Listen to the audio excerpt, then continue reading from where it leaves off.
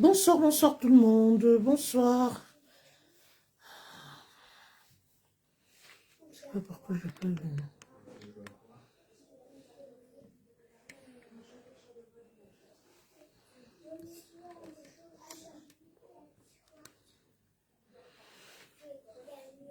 Est-ce que c'est bien réglé?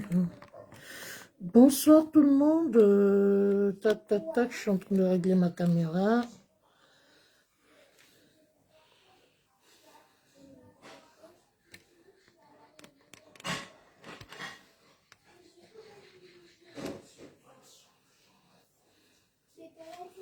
Bonsoir, bonsoir, bonsoir.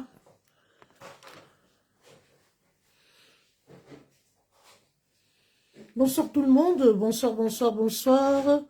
Ah quelle surprise! La grande star Messon, bonsoir. Alors là, on a les anges de lumière ce soir dans cette émission. Excusez-moi. Je crois que... Oh là là, bonsoir, ma grande. On sent que ça va bien se passer ce soir. Bonsoir, bonsoir, bonsoir, bonsoir. Je suis en train de procéder. Partagez le direct, s'il vous plaît. Partagez, partagez. Nous sommes dans le cadre de l'émission présidentielle 2025, mais version décryptage. Voilà. Partagez, merci, merci de partager. Merci, merci à tous ceux-là qui vont partager ce soir.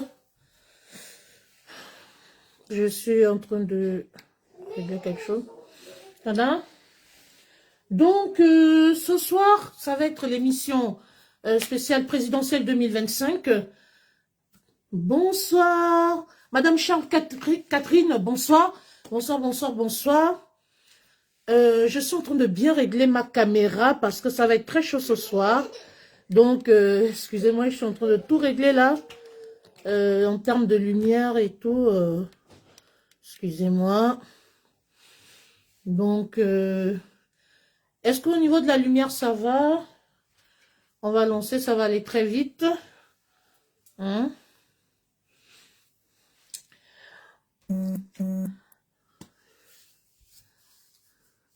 Voilà, ce soir, nous sommes dans le cadre de l'émission présidentielle 2025, version décryptage.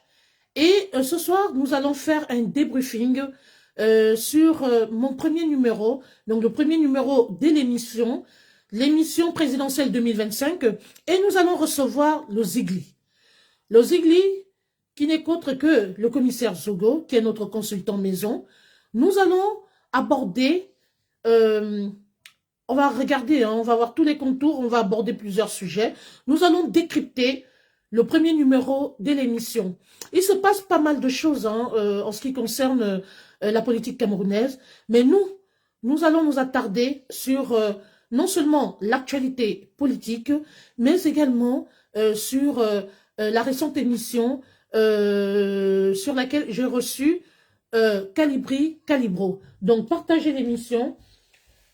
Pour ceux qui ne le savent pas, c'est un nouveau concept. Hein. C'est en rapport avec les présidentielles 2025. Les présidentielles 2025 qui rassemblent pas mal de pays africains, que ce soit le Gabon, le Cameroun, la Côte d'Ivoire. Tous les pays qui sont en lice pour les présidentielles 2025 seront représentés via leur bord politique. D'accord, ils seront représentés par les bords politiques, par des observateurs internationaux, y compris évidemment des consultants. Vous allez voir également des leaders qui vont prendre part à cette émission. La semaine dernière, donc dimanche dernier, non plutôt samedi dernier, on a commencé avec Calibro, ce célèbre activiste franco-camerounais qui est passé par là et qui a vraiment fait un boom sur les réseaux sociaux. Ce dernier a ouvert son cœur, il s'est exprimé sans langue de bois. Alors, le concept consiste évidemment non seulement à faire un face-à-face avec l'invité, mais en arrière-plan à procéder à un décryptage de la sortie d'un invité quelconque dans le cadre de l'émission présidentielle 2025. Donc, merci Candy Patti. Meilleurs vœux à vous aussi. Quelqu'un me demande, s'il te plaît, est-ce que, c'est Candy Patti, est-ce qu'entre le Cameroun et le Gabon, il y a encore un visa en 2025? Madame Candy Patti, et je ne suis pas bien placée pour répondre à cette question, voilà, rapprochez-vous des ambassades, hein, de peur de vous donner une information erronée. Donc, ce soir, nous sommes dans le cadre de l'émission présidentielle 2025 où nous recevons les candidats, les leaders de tous bords politiques, les observateurs internationaux, y compris les consultants. Ce soir, il y a un consultant qui va faire son entrée en liste, qui n'est qu'autre que, il est consultant et lanceur d'alerte, qui n'est qu'autre que le commissaire Zogo, qui va faire son entrée ici dans quelques minutes. Et ensuite, la semaine prochaine, il y aura votre journaliste, grand journaliste d'investigation, Michel Bienton, qui va également faire son entrée. Donc, la dernière fois, il y a eu un face-à-face via l'invité et moi. Donc, la semaine dernière, on a reçu Calibri Calibro. Dimanche, attention, ça va aller très vite, ça va être très chaud. On va recevoir le général qui a été promu, qui est monté au grade de commandant en chef. J'ai cité Sandy de Boston, commandant en chef de la brigade anti-sardinare UK. Elle sera là, elle sera parmi nous dimanche à 20 h. Connectez-vous massivement parce qu'elle aura beaucoup à dire. Il y a eu une assemblée générale, il y a eu des nouvelles résolutions. Nous allons en débattre, nous allons en discuter, nous allons en parler directement avec vous et avec elle. Pour ce soir, nous recevons notre invité spécial qui est notre, je vais dire, notre consultant maison. Si notre consultant est déjà là, il peut m'écrire et je vais le prendre. Alors, avant que de poursuivre mon propos, je tenais à remercier du fond de mon cœur tous les internautes. Vous voyez, même quand, parce que vous savez, la préparation d'une émission, c'est beaucoup de recherche. Donc, même si parfois je me sens un peu fatiguée, mais c'est grâce à vous que je tiens la route. Et c'est une émission qui a pris une autre tournure. Merci à toutes les personnes qui partagent mon émission. Merci beaucoup. Rien qu'à partir du premier numéro, il y a eu plus de 6000 vues. Au jour d'aujourd'hui, l'émission est sur YouTube et je peux vous dire que ça continue de se partager et d'être partagé partout, vraiment sur toutes les plateformes que je connaisse. Merci. Merci infiniment pour ce soutien. Aujourd'hui, je suis un exemple, j'ai démontré aux gens que sans pourtant manquer de respect aux gens ou insulter ou quoi que ce soit, on peut aussi prendre de l'envol, on peut utiliser les réseaux sociaux à bon escient. Voilà, chacun respecte son couloir et vous m'avez encouragé dans ce sens. Aujourd'hui, ma page est à plus de 387 000 abonnés parce que les gens apprécient. Je suis créatrice des contenus, les gens aiment ce que je fais. Je vois que le commissaire Zogo est déjà là, notre consultant est déjà là, je le vois par la fenêtre. Donc, je vais essayer d'envoyer une demande, voilà, à notre consultant. Il est bien là, je viens de le... Ah, ça y est, il vient de faire son entrée. Il vient de faire son entrée.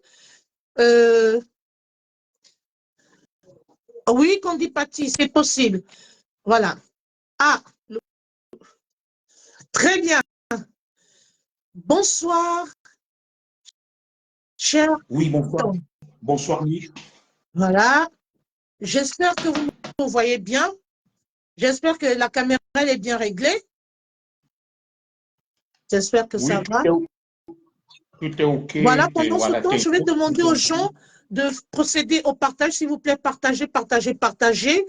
Je m'excuse parce que l'émission devrait avoir lieu normalement à 20 h, mais on le fait beaucoup plus tôt à cause, d'accord, pour des raisons professionnelles, pour des raisons familiales du côté de notre consultant. Nous sommes obligés de la faire beaucoup plus tôt pour le libérer aussi beaucoup plus tôt parce qu'il a des prérogatives, il a beaucoup de choses à faire. Donc, pour ceux-là qui sont là, s'il vous plaît, partagez au maximum parce qu'il y en a qui ont l'horaire de 20 heures qui ne sont pas au courant. Partagez, s'il vous plaît. Partagez.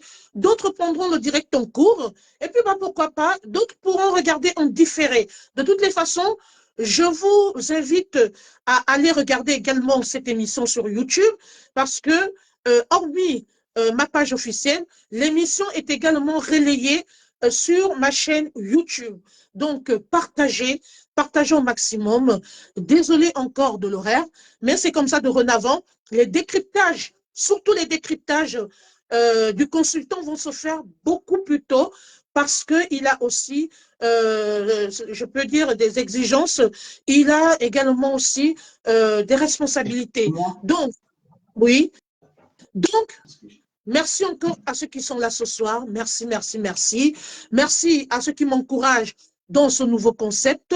C'est un nouveau concept qui n'a rien à y voir avec l'heure juste de vérité. L'heure juste de vérité reviendra, mais soyez patients. Là, nous sommes dans un cadre exceptionnel. Nous sommes dans le cadre de l'émission présidentielle 2025.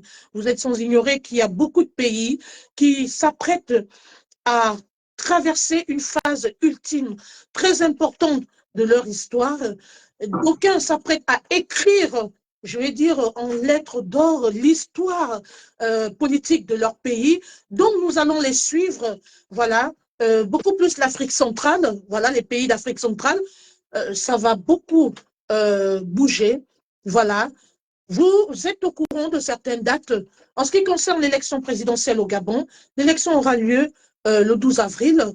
Le Cameroun tiendra ses élections au mois d'octobre. La Côte d'Ivoire, pareillement. Donc, vous comprenez que ça va s'enchaîner. Ça va s'enchaîner.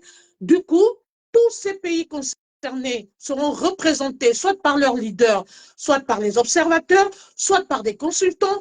Voilà. Donc, ils seront bel et bien représentés. Et ça va être très, très chaud parce que, oh là là, on a perdu notre invité. On a perdu notre consultant. On va lui renvoyer la demande d'amis. Je ne sais pas trop sur quoi il a appuyé. Voilà.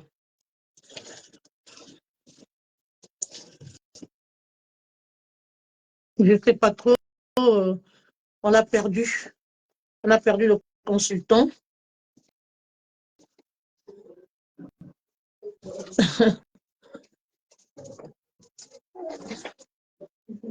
C'est pas trop, on a perdu le consultant. J'espère qu'il reviendra. La joue est en cours. La joue est en cours. Ah.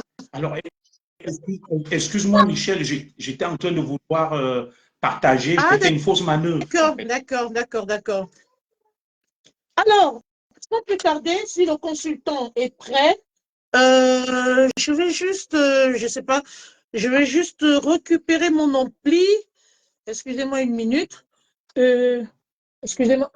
Solène, si vous me permettez une minute, je vais récupérer l'ampli parce qu'on a certains audios à écouter.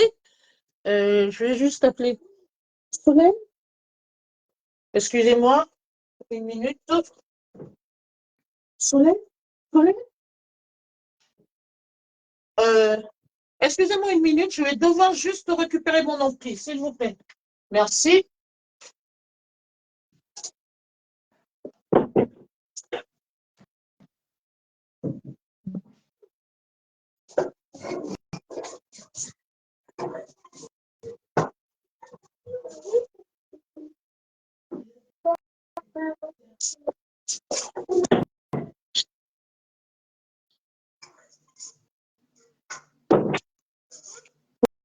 Voilà, désolé, j'avais oublié mon ampli. On a des audios à écouter. Je vais juste adapter, permettez-moi, mon ampli à mon téléphone.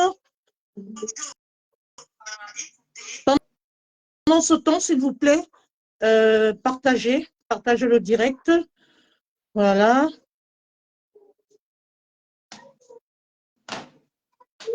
Attendez. Alors, je vais activer mon Bluetooth. Partagez s'il vous plaît. Je suis en train d'activer mon Bluetooth. Adapter l'ampli.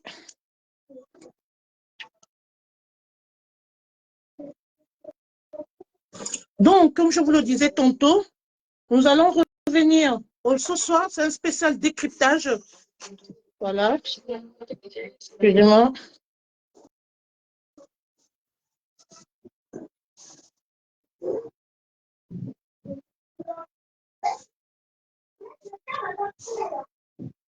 Je voulais vraiment adapter à l'ampli. Alors, comment mes connexions impossible. Je pense que mon ampli est connecté à un appareil. Excusez-moi, permettez-moi une minute.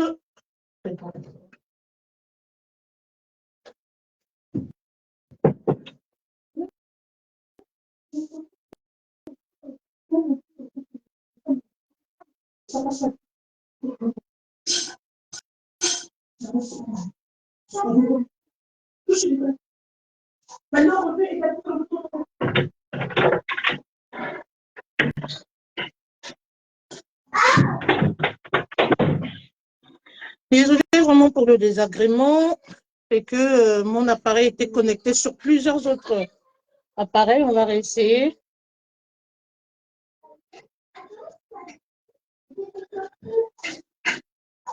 Ah, on va mettre connexion impossible. Je ne sais pas si vous allez écouter. Attendez. Je voulais qu'on écoute bien. Parce que vous partez. Je vais rallumer.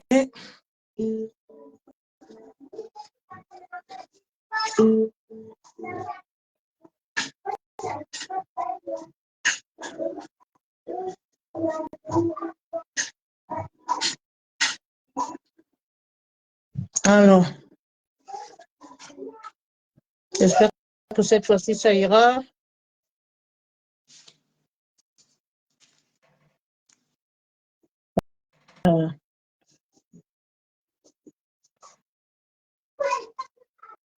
Excusez-moi, je vais essayer d'appeler ma fille pour m'aider un peu à me connecter. Je crois qu'il y a 2 ou 3 appareils qui sont là-dessus.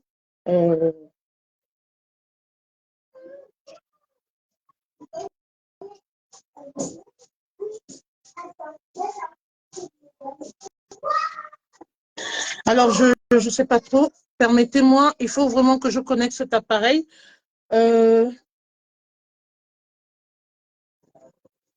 Soleil, tu peux venir m'aider, s'il te plaît? Il faut que je connecte l'appareil pour que les internautes écoutent bien. Voilà. Ah, merci.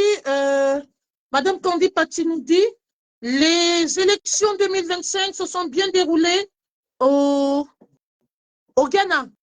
D'accord. Très bien, Madame Candy Pati. D'accord. Vous êtes ghanéenne? Vous êtes d'origine ghanéenne, Madame Candy Pati? Ah, merci. Oh là là, les enfants connaissent mieux manipuler les appareils. Voilà, ça y est, c'est bon. Très bien. Alors, comme je vous le disais tantôt, ce soir, c'est un spécial décryptage. Nous avons déjà perdu plus de 10 minutes. Donc, excusez-moi, je procède également au partage. Voilà. Donc, très rapidement, je partage une minute. Merci encore d'être patient et d'être nombreux. C'est très gentil. Voilà. Alors, voilà, je fais un dernier tour de partage. Voilà. Bien. Rebonsoir tout le monde. Désolée du petit désagrément. Il fallait que je connecte mon ampli à mon téléphone parce que ça va aller très vite. Nous sommes dans le cadre de l'émission présidentielle 2025, Expression libre. Et comme je vous le disais tantôt, c'est une émission qui consiste à suivre de très près le déroulement des élections présidentielles dans certains pays africains. J'ai envie de parler, je veux dire les pays africains, j'entends par là les pays de l'Afrique centrale tels que le Cameroun, le Gabon, la Côte d'Ivoire.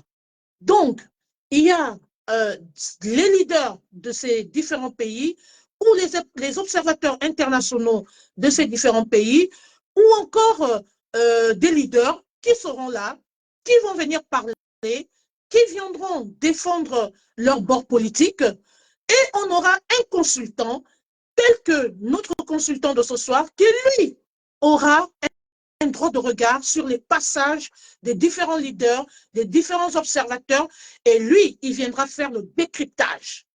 Nous aborderons également certaines questions liées éventuellement à la politique, j'entends par là, parce que vous savez, il y a des hors-stades, il y a plusieurs contours dans cette histoire de présidentielle 2025. Donc, on va aborder certains sujets et notre consultant va décrypter les passages des observateurs, des leaders, etc., qui passeront dans l'émission. Alors, le premier numéro a été lancé la semaine dernière et nous avons reçu un leader très connu, un activiste très célèbre au nom de Calibri Calibro qui est passé dans l'émission présidentielle 2025. Je remercie d'ailleurs ce dernier pour sa disponibilité. Alors, aujourd'hui, notre consultant maison va devoir, lui, il est également lanceur d'alerte, mais ce soir, il porte la casquette de consultant.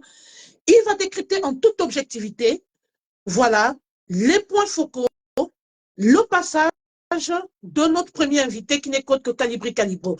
Alors, on va aller très vite, sans plus tarder. Monsieur le consultant, nous allons aborder certaines questions. Il y a de nombreuses questions qui ont été posées à notre invité la dernière fois. Alors, on va faire une petite rétrospective. Au fur et à mesure, on a relevé quelques questions importantes auxquelles il a répondu. Et vous allez nous donner votre ressenti, vous allez analyser et vous allez donner votre point de vue par rapport à certaines réponses. Sans plus tarder, nous allons d'abord nous focaliser sur ses origines. Parce qu'il y a eu trop de spéculations, il y a eu trop des on-dit, il y a eu, j'ai envie de dire, des personnes qui ont beaucoup spéculé sur ses origines.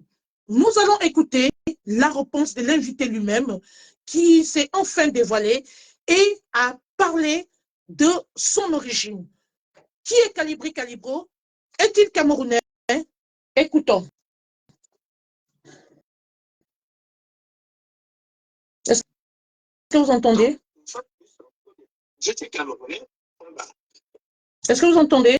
Est-il camerounais? Fait de cataloguer. Non. Est-ce que vous entendez? Attendez. Et quand des personnalités telles que le professeur Campto ont soutenu John Fondi, on les a catalogués comme l'axe anglo-pami. Pour dire quoi? Pour dire que le problème de la nationalité de Calibri, en fait, c'est un faux débat. C'est un faux débat. Que dit la constitution camerounaise? Un Camerounais, l'enfant légitime, et c'est calqué sur la constitution, comment on appelle ça encore? Comment on appelle? Que dit la juridiction? Je préfère utiliser ce terme. Que dit la juridiction?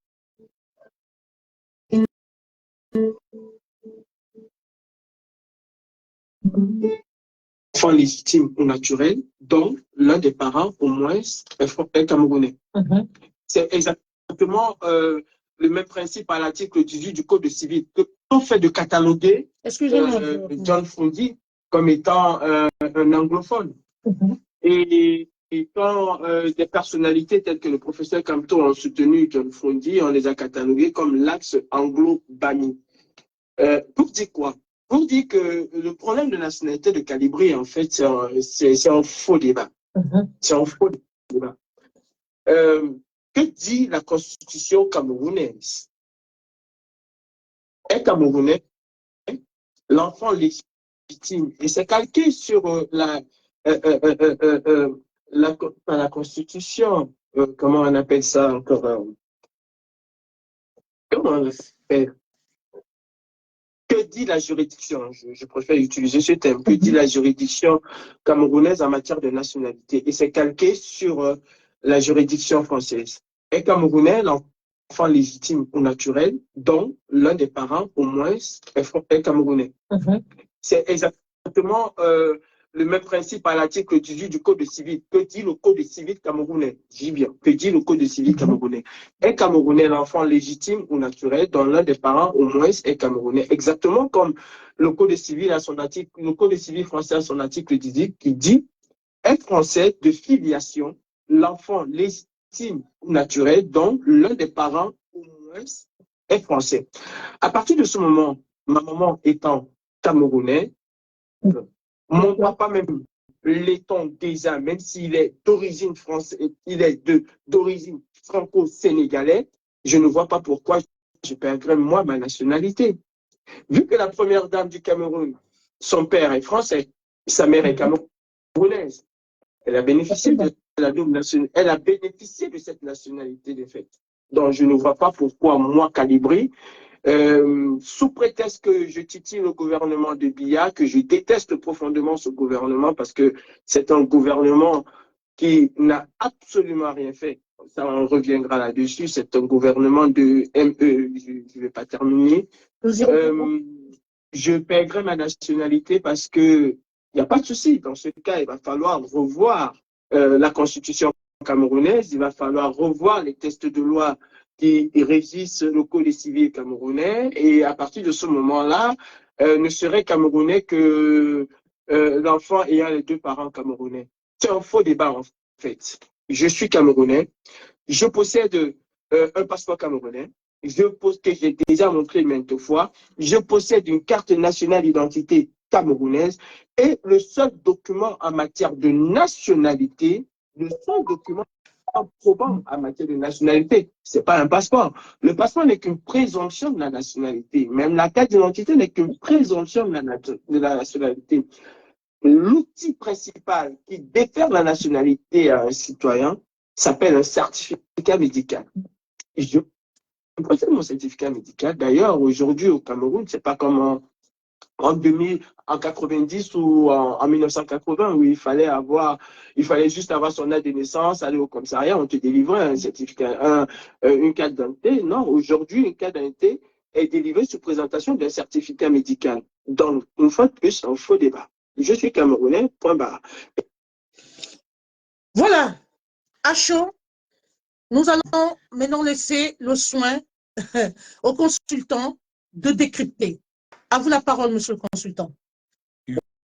Oui, merci. Je permets tout d'abord que j'adresse mes civilités, comme toujours, à tous les aimables auditeurs et téléspectateurs. Bonsoir à eux. Merci également de m'avoir invité sur le plateau de ta merveilleuse émission baptisée désormais présidentielle 2025, libre expression dans sa rubrique décryptage et actualité. Je remercie également la qualité de l'intervenant, M. Thiam Abdoulaye, pour ne pas le citer, de son pseudonyme Calibro, si je ne me trompe. Alors, de cette intervention de M. Thiam Abdoulaye, alias Calibri, je retiens beaucoup d'approximations, je dirais pas contre-vérité, mais beaucoup d'approximations liées à son manque de culture juridique. Sur le fond, je vais être d'accord avec lui que le débat, il ne se pose pas. Là n'est pas la question. Mais le débat pourrait se poser ailleurs lorsqu'on écoute et lorsqu'on entend M. Thiam Abdoulaye parler. Voilà.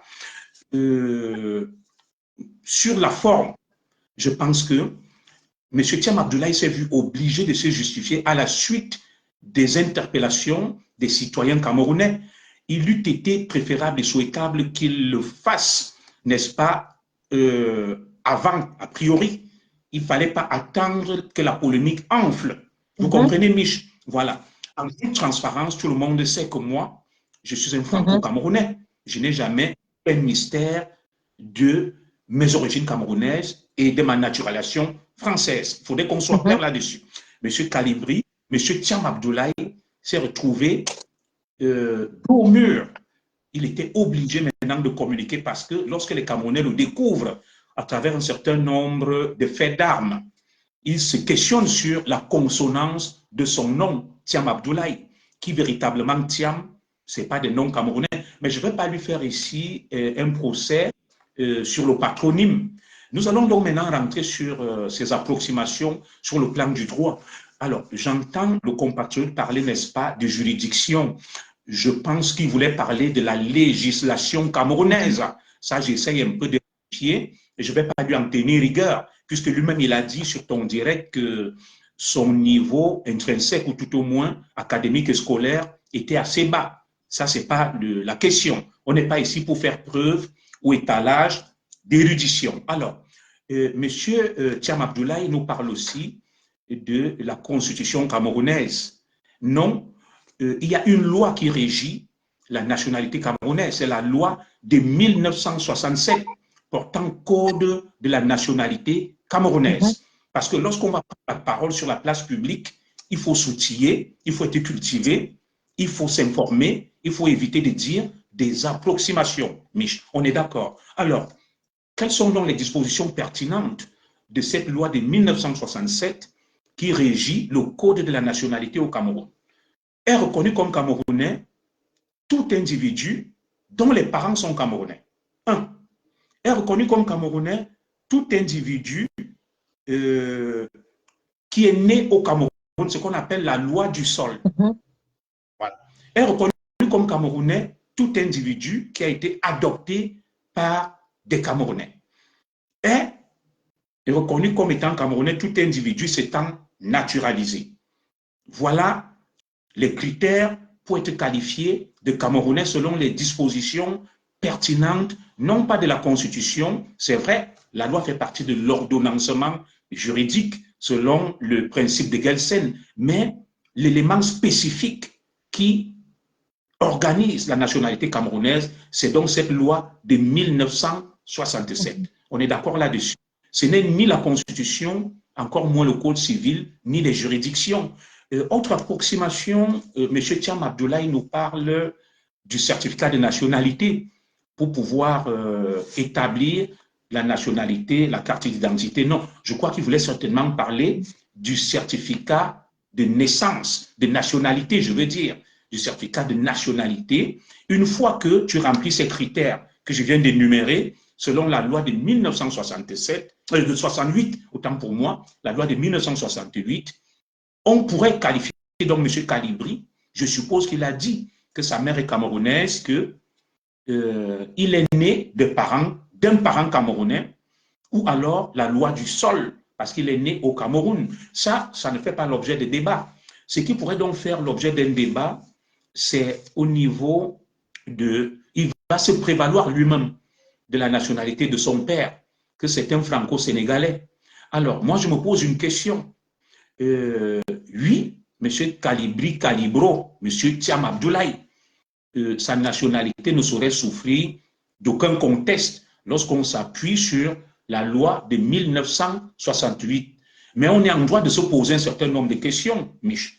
Alors, son père est sénégalais, il est français. Mais M. Thiam Abdoulaye, alias Calibri Calibro, qui a cette fibre pour les injustices, il se bat pour la cause des peuples. On est donc un peu surpris que le cas du Sénégal n'interpelle pas M. Thiam Abdoulaye. Nous avons vu en 2018, le Sénégal traversait des moments difficiles. Avec Macky Sall, il y a eu des combats, il y a eu une révolution, il y a d'ailleurs eu des émeutes, des morts au Sénégal. Je suis quand même surpris que M. Thiam Abdoulaye ne s'intéresse pas au drame qui se déroule du côté du pays de son père, dont lui-même reconnaît qu'il est sénégalais, mais qui s'intéresse qu'au Cameroun. Cela pourrait naturellement amener beaucoup de Camerounais à se poser des questions quant à son engagement, quant à sa fougue et quant à sa passion. Mais bien évidemment, il a le droit de faire un choix. Nous aimerions quand même que M. Thiam Abdoulaye s'intéresse autant au Sénégal qu'au Cameroun. Mais lui, il ne va jamais s'intéresser au Sénégal. Mais il fait des problèmes du Cameroun son violon d'Ingres, ou tout au moins son obsession, mais sans jamais évoquer ce qui se passe du côté de son père. Lorsqu'on sait qu'en Afrique, un enfant est très lié, très proche, n'est-ce pas, de son père. Et Kalibri est resté carrément indifférent quant à ce qui se passait au Sénégal. Voilà donc ce que moi je pouvais faire comme commentaire à chaud. Mais si on va plus loin, lorsqu'on regarde les conditions d'éligibilité à des mandats électifs au Cameroun, nous pensons que Kalibri ne peut être que disqualifié parce que la loi dit ne peut être candidat à la présidence ou briguer un mandat celui qui a la nationalité camerounaise à la naissance. Alors, l'avait-il, ne l'avait-il pas? J'en sais rien. Et je vais conclure en disant, en mettant en exergue une autre approximation de M. Thiam Abdoulaye, sans pour autant m'attaquer à lui. M. Thiam Abdoulaye a dit qu'il est détenteur d'un passeport et d'une carte nationale d'identité camerounaise. Alors, il a lui-même dit que c'est une présomption, qu'on ne saurait s'appuyer sur ça. Mais M. Thiam Abdoulaye sait très bien qu'il y a des faussaires qui peuvent se faire octroyer des documents administratifs camerounais, comme en France, comme au Sénégal, comme dans tous les pays au monde. Le fait d'être détenteur d'un passeport, d'une carte d'identité camerounaise dans un pays comme le Cameroun, où on connaît le degré de faux qu'il y a, où on paye tout, où on achète tout, ne garantit en rien la nationalité d'un individu. Alors, pour complètement sortir de ce débat, pour éviter des amalgames et des polémiques inutiles, de par la loi de 1968 portant code de la nationalité camerounaise, je pense que la nationalité camerounaise de M. Kalibri Kalibro, ou tout au moins de M. Thiam Abdoulaye, si sa mère est camerounaise, ne saurait souffrir d'aucun doute parce qu'il est né au Cameroun. Il pourrait même bénéficier de la loi du sol parce que sa mère est camerounaise, il est camerounais. Voilà, c'est un débat qui est clos, mais sauf que dans sa manière de se justifier, il se défend très mal, il ne connaît pas les dispositions textuelles et juridiques. Je lis cela probablement à son faible niveau d'instruction. Nous allons avancer et je pense que nous avons évacué. Nous allons avancer parce qu'effectivement, vous avez des obligations familiales et tout de suite, on va passer à la prochaine question qui est en rapport avec la BAS. On a interviewé M. Kalibri Kalibro, on lui a posé cette question en rapport avec la fondation de la BAS, de qui est réellement le président fondateur de la brigade anti-Sardina. Écoutons sa réponse.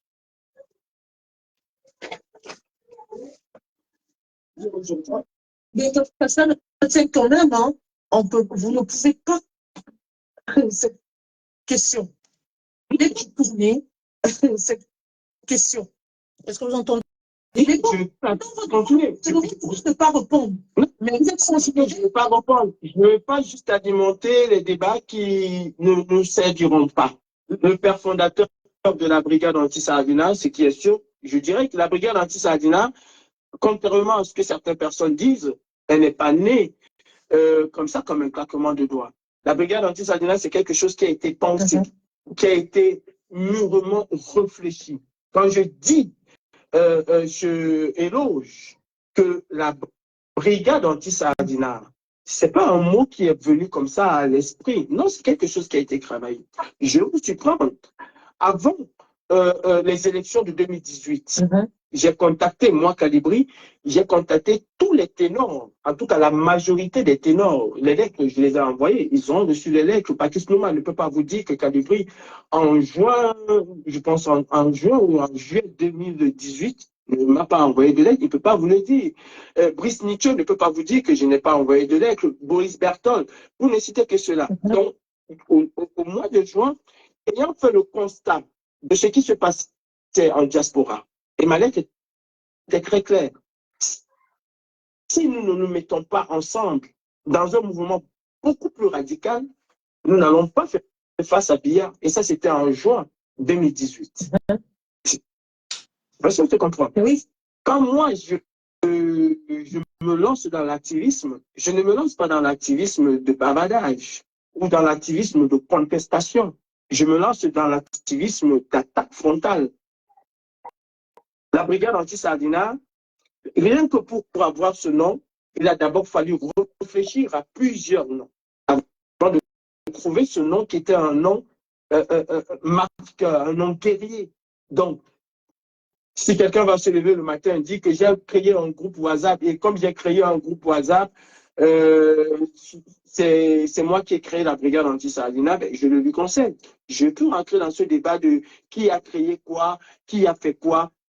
Les Camerounais ne sont pas assez cons pour savoir qui a fait quoi. C'est un faux débat qui va alimenter encore des choses auxquelles non seulement je ne prêterai pas attention, mais qui va pourrir la sphère médiatique alors qu'on a une campagne électorale à mener, alors qu'on a des Camerounais à sensibiliser. Donc, je laisse à chacun le libre arbitre de dire qu'il a créé la brigade. Les internautes. Je suis fier d'une chose, c'est que mon départ est aujourd'hui ce qui est là. Chacun s'est approprié la brigade anti-Sardina. Et ça, cela a toujours été mon rêve. Monsieur le consultant, vous la parole. Oui, merci. Encore une fois, on va décrypter et analyser cette deuxième déclaration forte de M. Thiam Abdoulaye sur la paternité de la brigade, la fameuse brigade, la non moins célèbre, ou tout le moins tristement célèbre brigade anti-Sardina. Alors, s'il y a une chose sur laquelle je m'accorde avec M. Thiam Abdoulaye, alias Calibri, c'est que c'est un faux débat.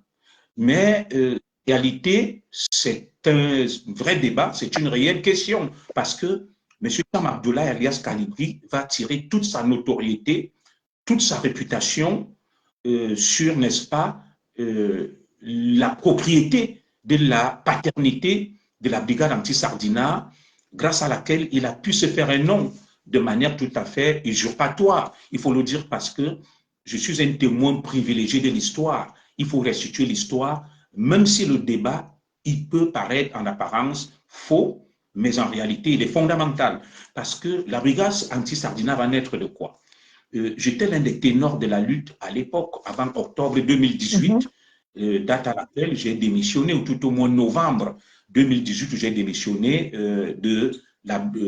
c'était même pas la brigade anti-Sardina, mais de la coalition pour le changement. Alors, nous sommes en train de procéder à un certain nombre de manifestations, Mich, après l'élection présidentielle d'octobre 2018, où nous revendiquons la victoire du président du MRC, M. Maurice Kamto, sur la base de la mauvaise foi et peut-être aussi sur la base des informations erronées dont nous disposions. C'est alors qu'un compatriote du nom de Niat Barano va venir vers moi. Avant, on s'est retrouvé, on est parti du Trocadéro pour le palais de Bourbon dans une grosse manifestation. Et il y a eu des manifestations coordonnées dans le monde pour revendiquer la victoire du professeur Maurice Kamto. Nous appelions ça le No Hold Up. Niat va donc sortir une liste à Bruxelles depuis une marche. Et nous étions à Paris avec les Rémi Ngonon, les Calibri, tout le monde. Et Niat manifestait aussi à Bruxelles. Il va lire des noms des artistes.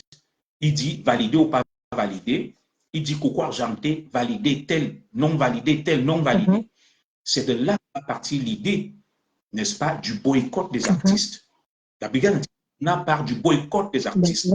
Alors, avant cela, il y a l'artiste Willy de Paris qui avait chanté, qui parlait des sardinards. Et après, il y a eu Emmanuel Kemta aussi qui chantait et qui parlait des sardinards. Lors donc de la grande manifestation de Paris, la deuxième grande marche, nous nous retrouvons tous à Paris avec les Niat. Au cours donc de cette marche, Niat vient vers moi, puisque j'étais la figure marquante, charismatique de proue, j'étais véritablement le leader. Il me dit, commissaire Zogo, mon père, il m'appelait mon père, j'ai une idée et il n'y a que toi qui peux la porter. Je veux lancer un mouvement de boycott des artistes. Comme nous, on vient d'arriver dans le combat, on est des nouveaux. Est-ce que tu peux parrainer ce mouvement et l'accompagner pour le structurer? C'est comme ça que je vais désigner deux combattants. Salomé Tchapchep, que vous voyez qui vient de se marier, et Calibri. Excusez-moi, je ne vais pas vous interrompre, excusez-moi. Il y a M. Augustin Kameni qui affirme vos propos, il dit c'est vrai. Allez-y, je pense peut-être que vous le connaissez. Voilà, je vais donc déléguer Salomé Tchapchep et Calibri Calibro pour nous représenter et suivre de près les travaux de l'idée de Niat Barano. Voilà. Comme ça qu'on va se retrouver, il va nous rendre compte, il me rendra compte au fur et à mesure. Je trouve qu'il est de très mauvaise foi. Moi, je reconnais les qualités de Calibro. Mais par contre, lorsqu'il parle, il ne va pas évoquer mon nom un seul instant. Il sait bien que c'est moi qui l'avais délégué pour aller nous représenter là-bas et me rendre compte suite à l'idée émise par Niat Barano. Il n'est jamais le père de la basse. Le père de la basse, je le dis, ce n'est pas moi, c'est Niat Barano. Très bien, merci. Je le dis. De clarifier D'accord, merci de dire la vérité. Niat n'est pas mon ami pour que je dise que il faut restituer l'histoire telle qu'elle est. Le frère de M. Kamoa la Panthère, je crois. Kamoa la Panthère. Voilà. D'accord, très bien.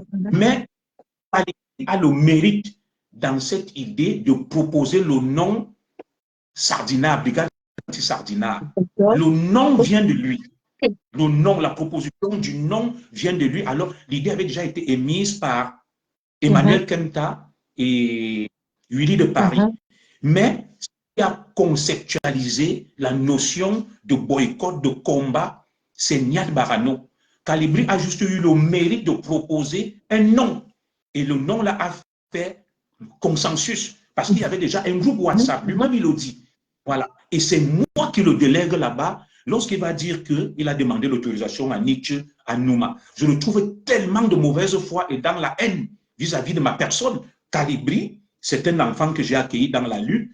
Il m'avait en admiration de par l'exploit que j'ai posé à l'hôtel Le Mérite en 2013. D'ailleurs, Mich, tu peux consulter le général Barra, qui était ma sœur. Général, la gabonaise. La gabonaise. Général Barra, d'accord. Et moi qui avions accueilli et encadré Calibri. Lorsqu'il parle, c'était mon petit, il m'avait été confié par Brice Nietzsche. Ils sont deux comme ça. Il y a Calibri et il y a le jeune qui était président, candidat à la FECAFOOT, là, comment on l'appelle, le docteur Nyamsi, Jean Crépin. C'est des petits que j'ai formés, que j'ai tenus par la main. Voilà. Mais chaque fois qu'il va parler, il va parler de Brice Nietzsche, de Nouma, de Boris Berthold. Je ne sais pas d'où ça lui sort en réalité. Tous ceux qui sont là, c'était moi le boss, le patron, les images sont là. Voilà. Calibri n'a jamais été à l'initiative de la création de la brigade anti-Sardinat. Le père de la brigade anti-Sardinat s'appelle Niat Barano Benjamin, qui m'a sollicité. J'ai délégué Calibri et Romain Tchatchep. Bon, ce n'est même pas le nom qui fait le combat. Ce qui porte sont les actions. C'est très important de restaurer les faits, de dire la vérité. Il faudrait que les gens sachent, il faut remettre à César ce qui est à César, il faut savoir dissocier les responsabilités. Oui, aujourd'hui, c'est officiel que la paternité de la brigade anti-Sardinat revient à M. Benjamin Barano Niat. Il faut qu'on le retienne. Moi qui avais vécu et organisé. La proposition de nom a été faite par M. Calibro. Je ne sais pas si je me trompe, les choses sont bien claires. Voilà. Merci de le préciser et d'éclairer la lanterne des internautes par rapport justement à cette histoire, à ce point qui a fait couler beaucoup d'encre et de salive. Vous pouvez poursuivre. Il faut donner à César ce qui est à César. Niat est le père fondateur de la basse. Ça n'a jamais été qualifié. Ok, très bien. Très bien, j'espère qu'on aura l'occasion de le recevoir ici parce que ça c'est une révélation. Pour moi c'est une révélation parce que certes on connaît l'histoire de la basse, mais beaucoup se trompent et c'est très important de restaurer les faits, de clarifier les choses pour qu'on soit tous bien positionnés, qu'on sache tous la vérité de qui a fait quoi dans ce combat ou dans ce... Et aussi l'invité Salomène Tchatchep, qui a été là, qui va corroborer, mais dire Madame Salomène Tchatchep qui s'est mariée récemment, je crois. Oui, tout à fait. Ce sont les deux que j'avais désignés pour aller représenter et nous rendre compte dans cette plateforme qui a été créée, parce que moi j'étais très occupé. Alors, sur Société, nous allons poursuivre très rapidement. nous nous sommes attardés un tout petit peu sur les biens de M. Calibri Calibro, parce que d'aucuns ont dit qu'il s'était retiré du combat, voilà, qu'il s'était un tout petit peu effacé, parce que d'aucuns pensaient qu'il était un indique, ou alors qu'il avait qu'il avait été acheté, détourné. Les gens se rendent compte qu'il roule dans des belles voitures, que son mode de vie a changé. Qu'est-ce qu'il nous cache réellement, M. Calibri Calibro? On a été un peu pointueux, voilà, sur sa source financière. Monsieur Calibri Calibro nous a répondu par rapport, effectivement, à cette question et il a été très clair. Écoutons. Excusez-moi. Qui je suis, qui j'étais. Et les gens cherchent. Quand je dis aux gens, aujourd'hui, je vous jure sur la tête de mes enfants, je souffre plus en France que quand j'étais au Cameroun. Je souffre plus en France, je gagne moins d'argent en France. Et vous avez... On a parlé de ma voiture, on a parlé de ceci. Oui. Les gens ne me connaissent pas. Les gens ne savent pas qui je suis, qui j'étais. Et les gens cherchent. Quand je dis aux gens, aujourd'hui, je vous jure sur la tête de mes enfants, je souffre plus en France que quand j'étais au Cameroun. Je souffre plus en France, je gagne moins d'argent en France que quand j'étais au Cameroun. Moi, l'envie de venir en France, c'est pas l'envie économique qui m'a fait quitter. Non, c'est pas l'envie économique. J'avais un pressing. Des sociétés comme Swakam, c'est moi qui m'occupais de toute la blanchisserie de Swakam. Un seul client me donnait combien par mois? Un seul client me donnait combien par mois? J'avais des clients un peu partout à Douala, mais je livrais de partout. Mon pressing, croyez-moi, fonctionnait à merveille. J'ai pu me construire un duplex au Cameroun avant de venir. Duplex qui a été retrouvé par les agents secrets camerounais, qui a été publié sur la toile. J'ai pu me construire un duplex au Cameroun avant de venir. Je n'avais pas fait quand je quittais le Cameroun. Je ne suis pas venu en France pour construire ma vie. J'ai pu m'acheter des terrains au Cameroun avant de venir en France. Et d'ailleurs, j'ai vécu pendant presque 3-4 ans sans jamais travailler. Et je vivais bien parce que j'ai fait des investissements au Cameroun qui m'ont permis de vivre. Et j'ai eu une personne aussi, il faut le dire, qui a été à mes côtés, qui m'a soutenu d'une certaine manière. Les gens ne me connaissent pas. Quand on dit que Calibri a acheté une voiture, j'ai entendu des gens ici dire qu'ils travaillent où? Écoutez, j'ai la DGSE, j'ai la DGSE aux fesses. Aujourd'hui, je ne peux même pas faire un transfert. Je dis aujourd'hui, je vous parle aujourd'hui, mon compte il est bloqué. Je ne peux même pas. J'ai des problèmes avec madame parce que je ne peux même pas l'envoyer l'argent. Vous vous rendez compte? Mon compte il est bloqué parce que hier j'ai reçu un. Voilà. Voilà la réponse de Calibro, cher consultant. Monsieur Calibri Calibro dit que vous ne le connaissez pas. Quand j'entends par là, les Camerounais, la plupart des Camerounais ne le connaissent pas. Et que les gens, sa face cachée, en fait, c'est qu'il fut entrepreneur. Il a toujours été entrepreneur et qu'il a eu ses ressources bien avant, depuis le Cameroun. Et que pour lui, le présentant en tant qu'arriviste, parce qu'aujourd'hui, il roule dans une belle voiture, il nous a fait savoir et comprendre que sa belle vie n'a pas commencé en France, mais plutôt depuis le Cameroun. Qu'en dites-vous? Alors, justement, cette réponse de Calibri révèle beaucoup de choses. Et vous avez dû remarquer le sourire que j'ai esquissé. Vous savez pourquoi? Non. Alors, je vais vous le dire. Calibri peint le régime de Paul Biya comme étant une dictature abominable, où on ne peut rien faire, où personne ne peut réussir. Alors, lui-même dit, je n'ai pas quitté le Cameroun pour des raisons économiques. Je vivais mieux au Cameroun qu'en France. Alors, dites-moi, Mich, est-ce que dans une dictature telle que Calibri l'a décrit, la dictature du Cameroun, on peut s'enrichir, s'en sortir, faire du business, construire des duplex? Je ne sais pas s'il s'entend parler lui-même en réalité. Je ne sais pas s'il s'entend parler parce que M. Thiam Abdoulaye vous dit qu'il vivait bien au Cameroun, que ce n'est pas pour des raisons économiques. Cela veut donc dire que M. Thiam Abdoulaye, alias Kalibé, est en train de diffamer le Cameroun, d'insulter, de dénigrer le Cameroun, qui lui a tout donné, parce que je ne pense pas que dans une vraie dictature comme en Corée du Nord, quelqu'un est à mesure d'avoir des pressings sans que le dictateur n'arrache, de se construire des duplex sans que le dictateur n'arrache, de gagner 200 à 300 000 par jour et de dire qu'il n'a pas quitté le Cameroun pour des raisons économiques. Pourtant, Kalibé dit que le Cameroun, tout le monde a faim, on ne mange pas, il n'y a rien, personne n'a la chance de réussir et de s'en sortir. Autre fait assez curieux, c'est que M. Thiam Abdoulaye a pris certainement la mer, l'océan, il a Boza. Alors, du haut don de toute cette fortune, comment parvient-il Excusez-moi, vous à avez risquer employé sa un terme, je ne comprends pas très bien. C'est quoi? Il a beau ça? Excusez-moi. vie? Boza veut dire prendre l'océan, Ah, the d'accord. boat people.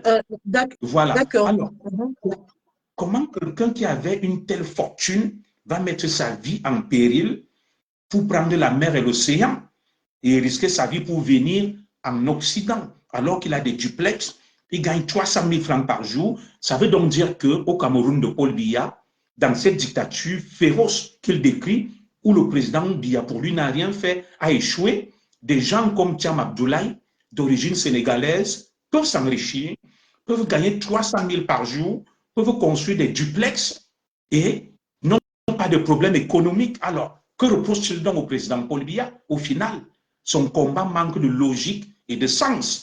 M. Kalibé est tout simplement dans des incohérences pathologiques, dans la mesure où il reconnaît lui-même qu'il n'est pas parti pour des raisons économiques. Pourtant, dans des précédentes interventions, il a dit qu'il a fui la misère. Alors, autre fait assez étonnant, M. Thiam Abdoulaye a cette fortune, mais il a eu à lancer des appels à l'aide, des litchis, que j'ai un procès, j'ai des avocats, aidez-moi, trouvez-moi de l'argent, du haut don de toute cette fortune dont il dispose. C'est quand même assez incompréhensible. Je vais chuter aussi, Mich, en mettant en exergue les incohérences de M. Thiam Abdoulaye, alias Kalibé. Alors, M. Thiam Abdoulaye vous dit qu'il est panafricain.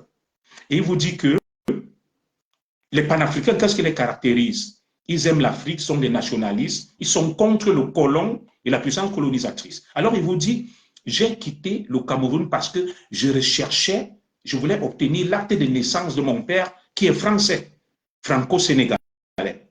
J'ai suivi son interview chez vous, Mich. Alors, il est donc venu en tant que panafricain auprès de son bourreau pour mendier la nationalité du bourreau. C'est quand même incroyable. Est-ce qu'on peut dire qu'il a mendié? Peut-être que, hormis le fait, peut-être c'est vrai que il avait déjà, comme lui-même l'explique, il est entrepreneur dans son pays, mais que peut-être il a voulu aussi rentrer dans ses droits via son père en obtenant cette nationalité, effectivement. Vous pouvez lui ouvrir d'autres portes. Est-ce qu'un panafricain va chercher à avoir la nationalité française? Pour quel intérêt? Puisqu'il a déjà la nationalité camerounaise. Un vrai panafricain reste en Afrique, il ne prend pas la nationalité du colon, il ne prend pas la nationalité du colonisateur, du bourreau. Il défend l'Afrique, il est contre celui qui a maintenu l'Afrique dans la situation où elle est. Donc c'est quand même incongru, c'est quand même surréaliste de voir quelqu'un qui se réclame comme étant un panafricain venir réclamer la nationalité, les droits auprès de son bourreau et de celui qui a colonisé l'Afrique. Alors, où on est panafricain, où on ne l'est pas. Et je continue, Mich. Des incohérences de M. Thiam Abdoulaye. Il va vous dire, j'ai suivi son interview, qu'il n'a jamais voulu, M. Emmanuel Macron lui a proposé la nationalité française, il a refusé. J'ai suivi pour vous. C'est quand même, et le même Thiam Abdoulaye va vous dire, je suis en justice pour réclamer le certificat de nationalité de mon père et la nationalité française. Mais c'est quand même une incohérence pathologique que Emmanuel Macron lui propose la nationalité en 2020, il refuse, mais il se bat en justice pour obtenir cette même nationalité. Moi, je n'y comprends plus rien.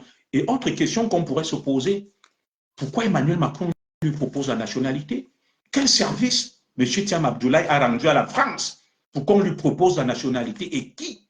Le président de la République.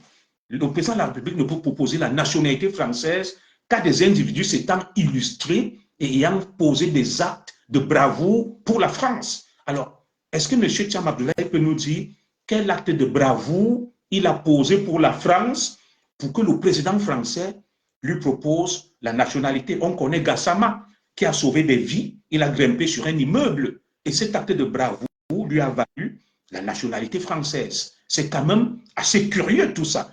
Et peut-être je vais chuter en vous disant quelque chose de très simple.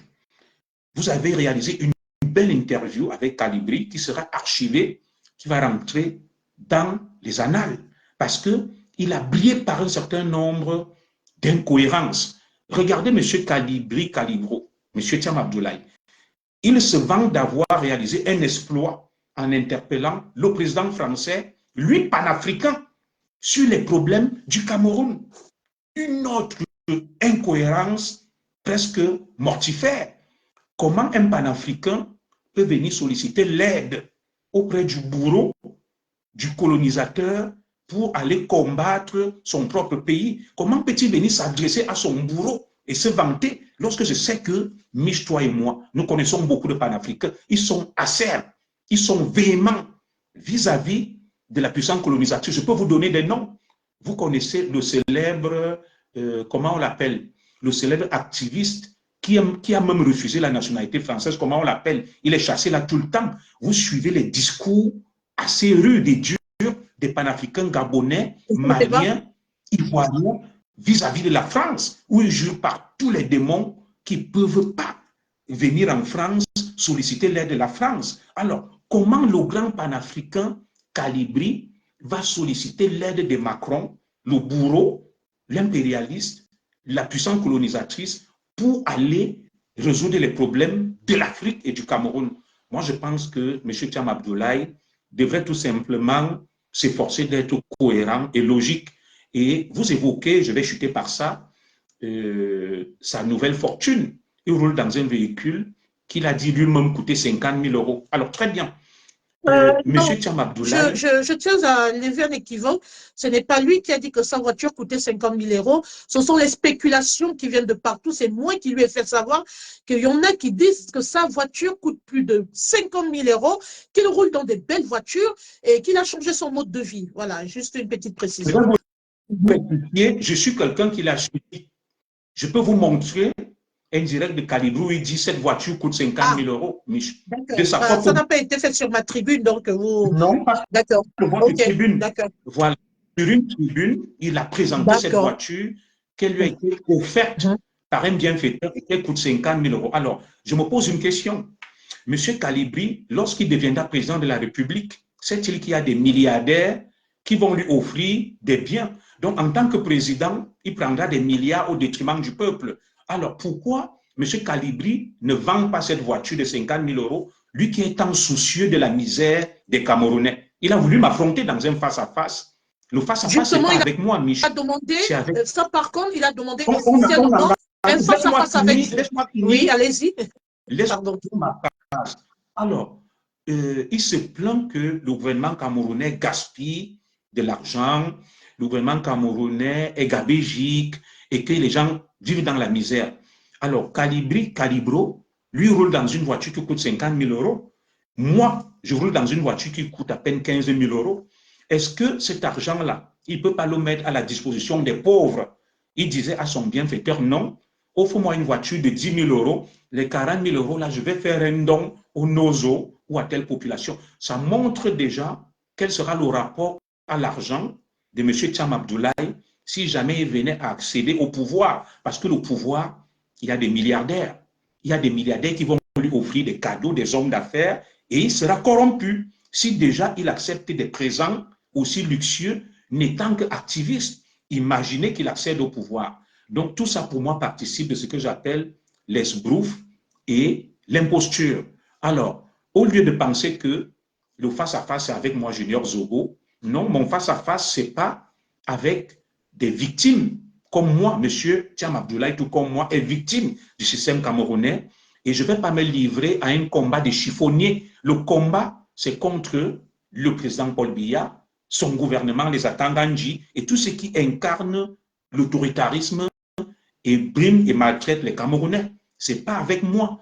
Mes énergies, mes forces, je les concentre pour mener un combat républicain contre les vraies cibles. Ce n'est pas contre les seconds couteaux, contre des illuminés et contre tout simplement des rabat-joie, des gens qui sont en quête de notoriété et qui veulent la gloriole. Vous allez regarder votre montre hein, si vous rentrez encore, parce que je sais que vous avez des obligations familiales, d'accord? Merci encore de poursuivre cette émission avec nous, parce que vous savez, nous nous respectons et il faut également que nous tenons compte hein, aussi de vos obligations. Jusqu'à 19h15. Très bien. Jusqu'à 19h15. Ok, très bien. Merci. Alors, pour ceux qui viennent de prendre le direct en cours, voilà, vous êtes dans le cadre de l'émission présidentielle 2025, hein, mais en version décryptage. Cette émission a une double facette, plusieurs rubriques. Il y a cette rubrique de face à face, justement, avec l'invité, et cette rubrique en arrière-plan de décryptage avec le consultant de l'émission. Il y a également le journaliste d'investigation qui va faire son entrée en lice dans quelques jours. Il s'agit de Monsieur Michel Bienton. Voilà, vous allez découvrir au cours du prochain numéro les capacités de M. Bienton et je peux vous dire que cette émission va aller très très loin. Merci. Alors, nous poursuivons ce soir justement avec le décryptage du premier invité du premier numéro de l'émission présidentielle 2025, Expression libre. Et là, nous rentrons dans une zone assez sensible. Voilà, chers internautes et notre cher consultant, nous sommes là maintenant dans une phase assez exceptionnelle. Hein. On s'attarde un peu sur les actions de Monsieur Calibro, à l'occurrence une action qui a marqué un peu l'histoire de tout son combat. Il s'agit de 2020 au Salon de l'Agriculture, où ce dernier, effectivement, avait eu le courage d'infiltrer la garde présidentielle et ce dernier a pu accéder effectivement à ce salon de l'agriculture pour pouvoir s'adresser au président Emmanuel Macron et lui faire savoir hein, la gestion, la mauvaise gestion du président Paul Biya, y compris le massacre Garbou, voilà, au risque de me tromper. Ce dernier a eu ce courage-là de faire un face-à-face avec le président français. Il a répondu parce que je lui ai posé la question qui était celle de savoir comment s'y est-il pris, comment a-t-il fait pour pouvoir s'infiltrer, avec l'autorisation de qui, avec le soutien de qui l'a encouragé ou alors qui l'a soutenu dans cette démarche. Écoutons sa réponse. Excusez-moi, je n'ai pas pu remonter. Voilà. Est-ce que vous entendez? Non? Vraiment historique parce que personne n'a su. Et c'était quand vous avez eu le courage d'interpeller le président Emmanuel Macron. Et c'était vraiment historique parce que personne n'a su comment vous avez fait pour réaliser, pour parvenir à rencontrer le président. Alors au jour d'aujourd'hui, les internautes me demandent de vous poser la question qui est la suivante. Avec qui avez-vous organisé cette opération? Comment avez-vous mis en place cette stratégie? Parce que c'est quand même, c'est un événement, c'est quand même un exploit héroïque. Avec qui je oui. Tout seul. Tout seul. Ah. Vous savez, les gens généralement sont surpris quand on arrive à faire des choses. Je suis un activiste et je sais ce que c'est que le rôle de l'activiste. Je sais comment organiser un certain nombre de choses. Et tout ce que j'ai fait dans l'activisme camerounais, dans l'activisme en tant que tel, a toujours été couronné de succès. Vous parlez du Salon de l'Agriculture, la brigade anti-sardinat, la Basse-France a mené un certain nombre d'opérations sous ma houlette qui ont toujours été émaillées de succès. Parlons du Salon de l'Agriculture. En 2019, quand je me fais molester par la garde républicaine, par la garde de Macron, personne n'en parle, parce que c'est un échec. J'ai appris de mes erreurs pour parfaire, et cela me tenait à cœur d'interpeller le président Emmanuel Macron sur la situation du Cameroun et de l'Afrique. Donc, je n'ai pas renoncé. J'ai appris de mes erreurs et j'ai perfectionné mon attaque. Au sein de l'agriculture, ce que les gens ignorent, c'est que j'ai eu l'occasion d'interpeller le président Emmanuel Macron. La toute première fois qu'il est venu vers moi, je ne l'ai pas fait. Parce qu'il y avait une composante très importante qui n'était pas là. Les journalistes. C'est les journalistes qui font de cet événement ce que cet événement est devenu. Hein. Et je savais très bien que si je me retrouvais au milieu des journalistes, avec des phrases bien choisies, Emmanuel Macron n'avait pas le choix. Ah oui, vous avez été très stratège. D'ailleurs, j'en ai pas la réflexion, puis en vous demandant comment vous avez fait pour infiltrer, effectivement. Je suis devenu accessoirement, c'est une grosse histoire, mais je suis devenu accessoirement policier. Wow.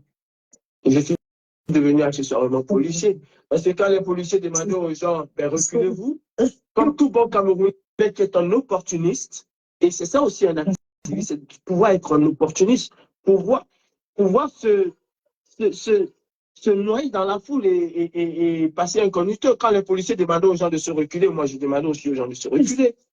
Donc, se sont-ils posé la question, est-ce que c'est un collègue, est-ce que c'est pas un collègue, parce qu'ils n'avaient pas de brassard, rien, ils étaient tous en civil. Donc, quand ils demandaient aux gens de se reculer, moi aussi, je demandais aux gens de se reculer. Wow. Et quand j'ai vu Emmanuel Macron entrer dans la brasserie, j'ai vu le dispositif se déplacer, sécurité se déplacer, j'ai compris qu'il ne ressortait pas. J'ai compris qu'il passait par une porte dérobée. Et déjà que j'étais là très tôt, je savais où il allait passer. Si je ne le chopais pas à gauche, forcément j'allais le choper à droite. Je savais où il allait passer. J'ai essayé de regarder les anciens salons d'agriculture, quels sont les stands qu'ils ont vécu, qu'ils ont tous visités, et je savais où j'allais le faire. Oui. Donc, quand j'ai vu le dispositif sécurité se mettre en place, j'ai compris qu'Emmanuel Macron passait par une porte dérobée. Ben, j'ai pris mon courage à deux mains, parce qu'il y avait tout un vide au milieu. Hein. J'ai pris mon courage à deux mains et j'ai traversé tous les policiers qui étaient là. Quel Africain n'a jamais posé ce acte? J'ai appris que c'était Eric Goff, mais Eric Goff, c'est quand j'ai fini l'opération que Eric Goff m'appelle pour me dire, mais il tremblait, j'avais même l'impression qu'il pleurait. Il me dit, oui, qu'est-ce que tu as fait? Qu'est-ce que tu as fait? Voilà. Monsieur le consultant, à vous la parole. D'accord, merci. Cette autre réponse de M. Thiam Abdoulaye alias Kalibri démontre à suffisance un certain nombre d'ambiguïtés, d'ambivalences et d'incohérences le concernant, tel que je vais le démontrer, Mich. Alors, peut-on considérer comme un exploit le fait d'aller s'adresser encore une fois pour un panafricain au président de la puissance colonisatrice? Alors, celui qui dirige le Cameroun, c'est Paul Biya, c'est M. Paul Biya. En 2013, je vous ai montré ma vidéo, Mich, où j'ai interpellé directement le président Paul Biya. Je ne suis pas allé interpeller Donald Trump, Barack Obama, Joe Biden, Angela Merkel, Jacques Chirac ou Nicolas Sarkozy. Je me suis adressé directement au président Paul Biya. Alors, réalise-t-on un exploit étant à l'étranger en allant parler à Emmanuel Macron, président de la France, au lieu d'aller parler directement à Paul Biya lui-même, qui est le concerné, qui dirige le Cameroun? Emmanuel Macron, il ne dirige pas le Cameroun.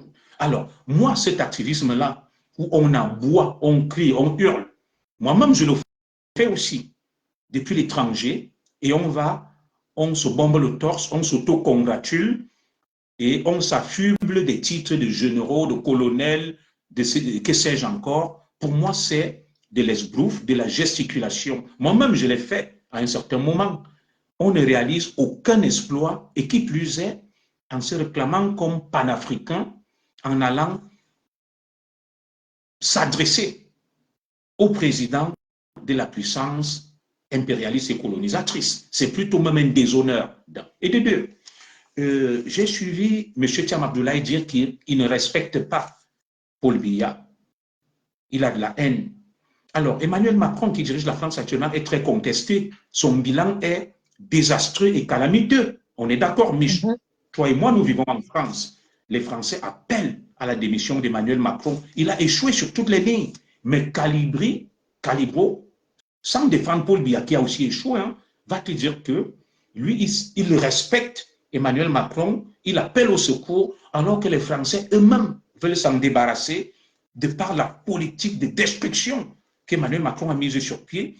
Il y a d'ailleurs eu des élections législatives anticipées où il a perdu et actuellement c'est la cohabitation. Le bilan est catastrophique, la dette extérieure de la France est colossale.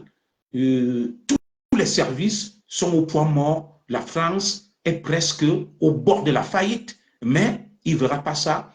Il va solliciter le colon pour venir l'aider à combattre son dirigeant. Moi, je dis cette manière de faire des Africains me paraît risible et ridicule. Tout cela confirme le côté obscur, avec tout le respect que je lui dois, de M. Abdoulaye Thiam, qui véritablement semble être au service des officines ou de quelques officines cachées.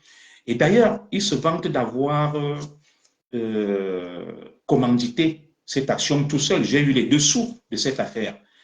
M. Thiam a été aidé par des proches du MRC. Il cite un nom là, Éric Kouachougolf.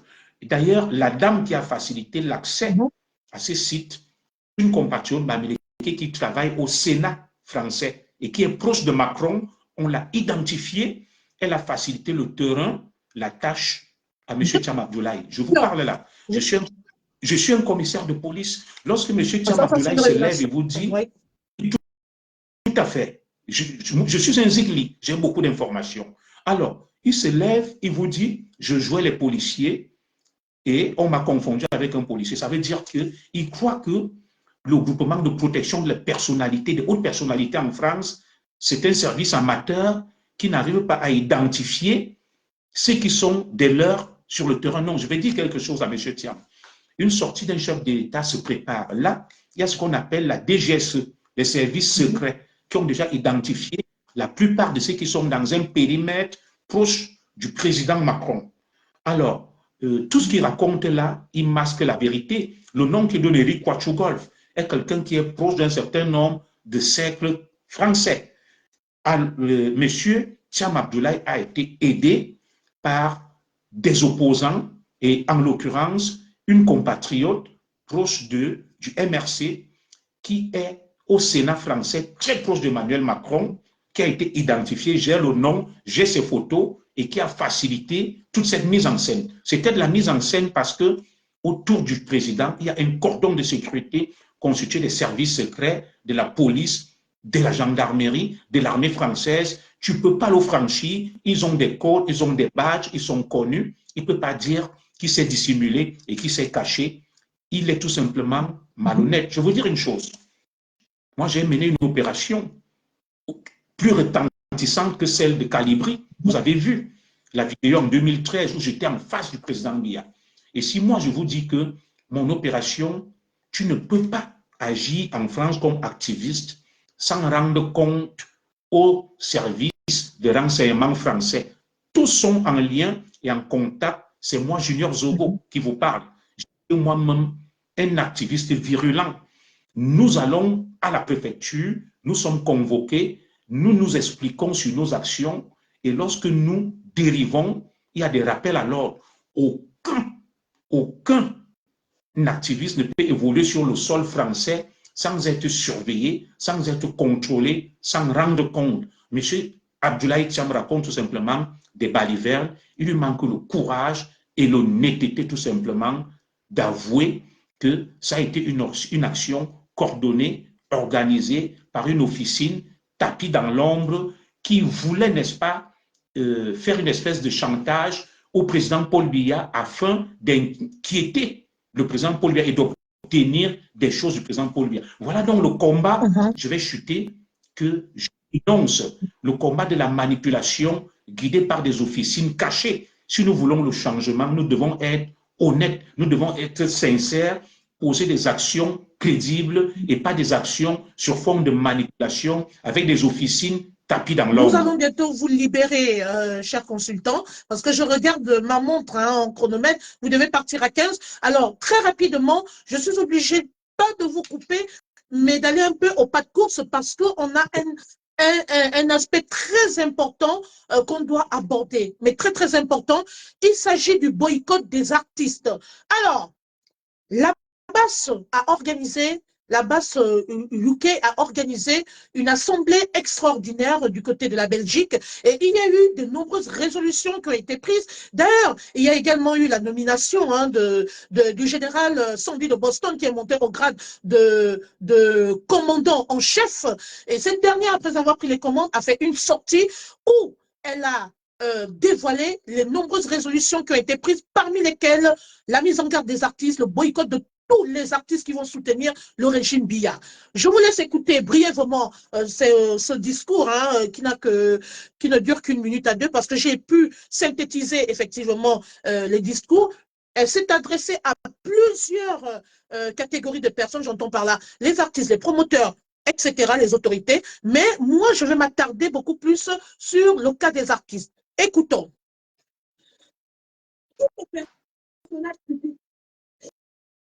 Tous ceux qui iront prêter au palais, excusez-moi, voilà, à tous les artistes, tous les comédiens, tous les influenceurs, tous les personnages publics, tous ceux qui iront prêter au palais de Paul Biya seront considérés comme les ennemis du peuple et ils seront traités comme tels.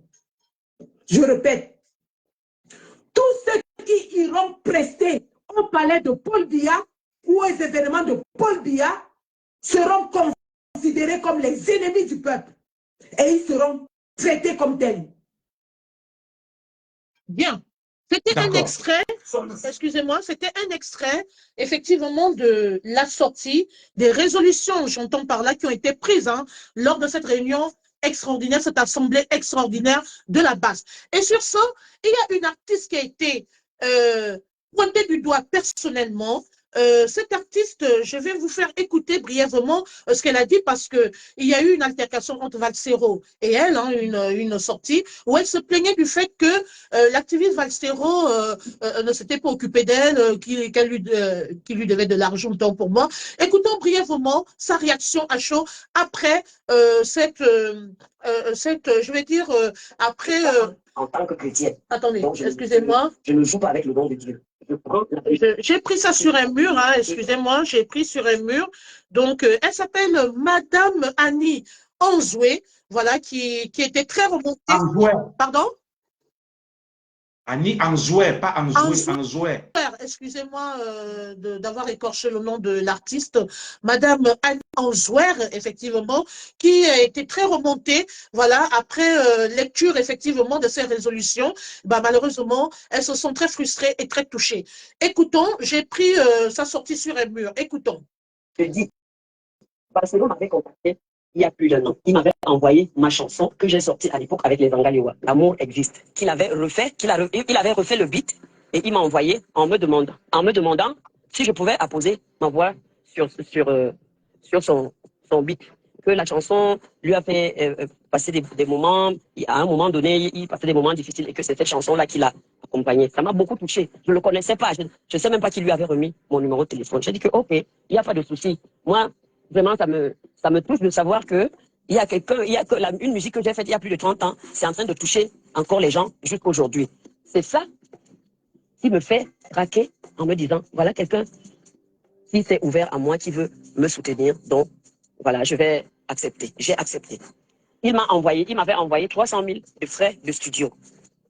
Je suis entré en studio, j'ai mis ma voix et on lui a renvoyé la... Excusez-moi, je vais faire avancer un peu par rapport au temps, si ça ne vous dérange pas, cher consultant. Je tiens compte de votre temps. Donc, le temps qui vous est imparti ne nous permet pas de tout écouter. Donc, on passe à l'essentiel. Donc, il m'avait contacté avant. Vous devez faire Orange Legend. J'attends la date. Ils sont en train d'organiser pour fixer la date et tout et tout. Je leur dis que bon, le temps que vous faites ça, comme on m'a appelé au Cameroun, c'est un contrat. J'ai jamais eu ce genre de contrat. Il vaut mieux que j'aille d'abord au Cameroun. Après, on verra. Je suis venu au Cameroun. J'ai payé mon billet d'avion, je suis rentré au Cameroun. Ils ont fixé la date. Et ils m'ont appelé pour me dire que la date est déjà fixée. Et il se trouve que la date là, c'est la veille du jour où je devais commencer. Je m'appelle Annie Anzouer. Je suis une maman, une Camerounaise qui aime tout le monde. Je ne suis pas venue ici pour faire la politique. Je ne suis pas une politicienne. Je suis apolitique. Je ne fais pas la politique. Je suis venue pour chanter et transmettre ce que j'ai dans mon cœur. J'ai fini de chanter. C'était très beau. Mais, à ma grande surprise, mes images là, que je pensais qu'il allait aussi mettre sur sa page, il n'a pas mis. Il m'a envoyé aussi, au moins que je mette sur ma page, il ne m'a pas envoyé. Voilà la deuxième chose qui m'étonne sur lui. Maintenant, je finis de chanter, je pars. Il ne me dit même pas que... Je suis en train de sauter les étapes. Parce que pour faire les répétitions, j'étais obligé d'aller à Paris. Parce que les musiciens étaient installés à Paris. J'étais obligé d'aller répéter à Paris. Ni l'argent de transport, ni la nourriture, ni rien. Les jours que j'ai passé à Paris à l'hôtel, il n'a pas cherché à savoir comment je fais. J'ai fini de répéter. Je suis venu à Liège parce que je logeais toujours sur le jeune homme là. J'ai attendu le jour du concert et j'ai presté. Et en Zambie. La deuxième chose, c'est que, là, j'ai déjà perdu un contrat. La deuxième chose, c'est que je suis sollicité. On m'a invité au Canada. Je pars, je finis de faire les répétitions. Jusque là, écoutez-moi bien, je n'ai pas réagi. Ni ici à la maison. Les enfants demandaient, mais pourquoi tu n'es pas souvent comme ça, tu nous envoies des trucs, tu nous envoies l'argent. Je n'ai pas, mais je ne peux pas leur dire pourquoi c'est comme ça. Alors, je me bats et j'achète mon billet d'avion pour rentrer au Cameroun. Avant même que je ne rentre au Cameroun, il m'avait... Donc j'ai sauté l'épisode où tenez-vous tranquille.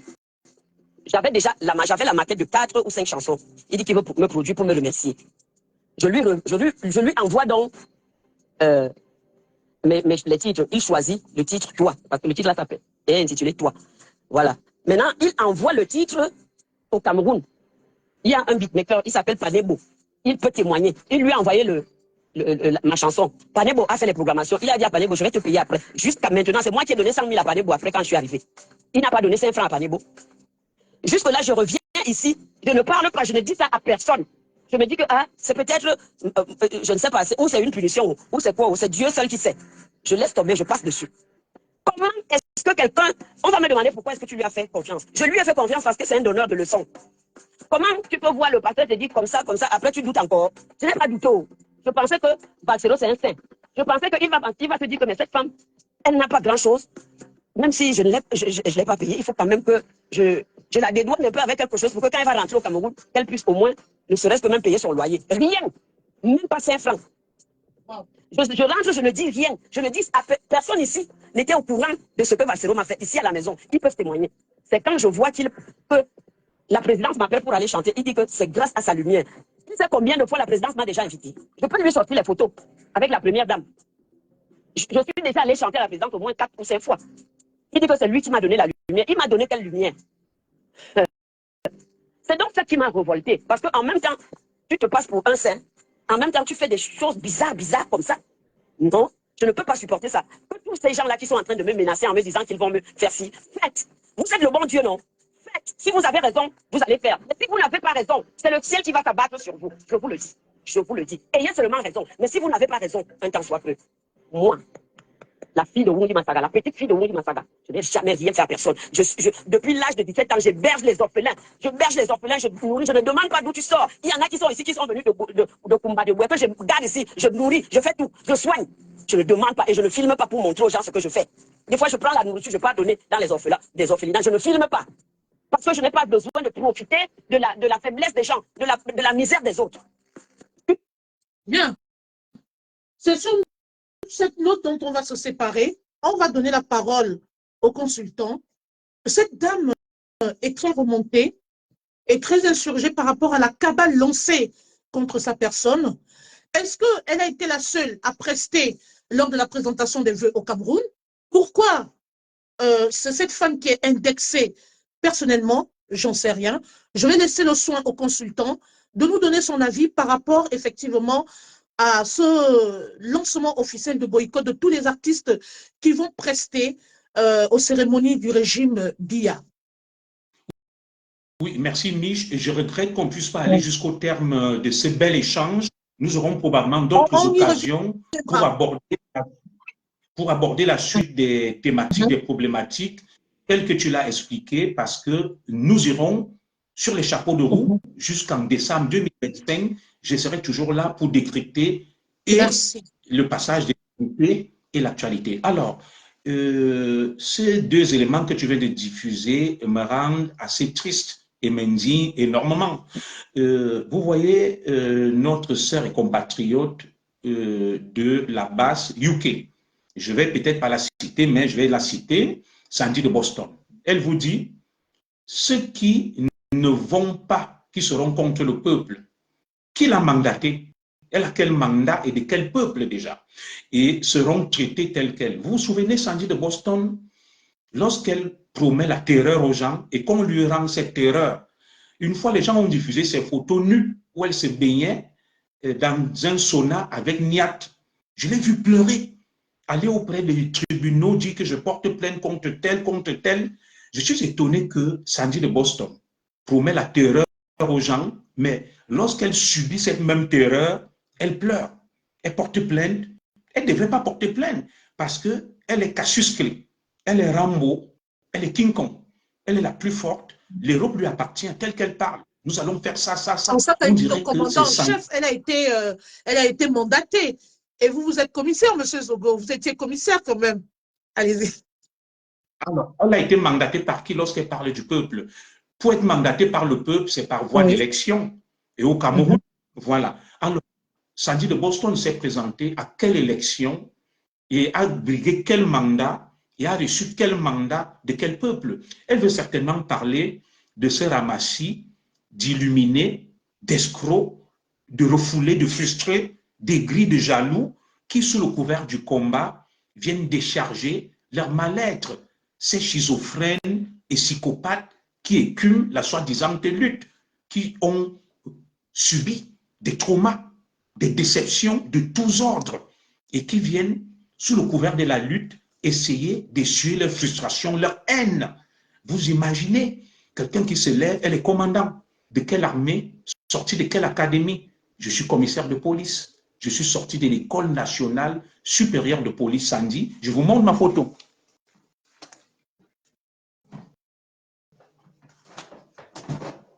Nous sommes dans le cadre de l'émission présidentielle 2025 décryptage. Hein. Voilà. Et voilà, nous sommes avec le consultant. Je suis en tenue avec les étoiles commissaire de police, je salue Mbongo, avec les attributs de la camerounaise que je n'ai pas usurpés. Alors, pour être commissaire, il faut rentrer dans une académie de police avec une licence minimum, faire 2 années de formation. Elle est commandant. Elle est sortie d'où? De Saint-Cyr, de West Point, de l'EMIA, de quelle école? Ces usurpateurs de titres, schizophrènes et en mal de sensation qui veulent se faire voir. Voilà. Alors, le combat au Cameroun, c'est contre les artistes ou alors contre le système. Lorsque des gens vont chercher des proies faciles, aller s'en prendre aux artistes, Annie Anzoué, qui est une maman tranquille, et cette indignation même à géométrie variable. Nous connaissons d'autres artistes qui se sont produits, qui sont allés voir la première dame. On a par exemple Prince Aimé, qui était là-bas. Voilà, Prince Aimé et autres. Pourquoi ils n'en font pas cas? Et ils disent se battre pour le changement et la liberté, mais ils instaurent la dictature. La liberté vaut aussi que l'autre ait la latitude de choisir et de supporter qui il veut, Mich. Alors, Annie Anzoué n'est-elle pas libre d'adhérer, de militer dans le RDPC? Et Sandy de Boston n'est-elle pas libre aussi de militer dans le MRC? Elle est infirmière, Sandy de Boston. C'est une question fondamentale. Lorsqu'elle sauve des vies, elle fait son travail pour gagner sa vie. Est-ce qu'elle choisit de sauver des vies de ceux qui sont dans son parti et qui sont d'accord avec elle? Elle a fait le serment, je crois, le serment d'Hippocrate. Alors, pour sauver des vies, si Sandy de Boston, là où elle exerce à UK, on lui amène un malade qui n'est pas de son parti, qui est contre elle, elle va le laisser mourir? Non, on va la poursuivre en justice. C'est une faute professionnelle. Annie Anzoué, comme beaucoup d'artistes, sont libres de prester et vivre de leur métier. D'ailleurs, même s'ils veulent s'engager et soutenir le RDPC, ils sont libres. Tel que ces gens prônent tout ce qu'ils racontent. Vous avez suivi Annie Anzoué, des grands donneurs de leçons qui se sont engouffrés dans la brèche de la lutte pour arnaquer, comme les valseros, escroquer, menacer, terroriser. C'est en réalité des voyous, des délinquants, tels qu'on a vu des actes qu'ils ont posés. et ils se cachent sous le faux fuyant de la lutte. Et je pense que les gens devraient sévir, voilà, en portant plainte et en s'opposant physiquement à ces individus, quitte à ce que des dommages collatéraux arrivent. Sandy de Boston, lorsqu'on l'entend parler, on dirait que c'est elle, la présidente de l'Union européenne, qui décide de qui doit venir, de qui ne doit pas venir.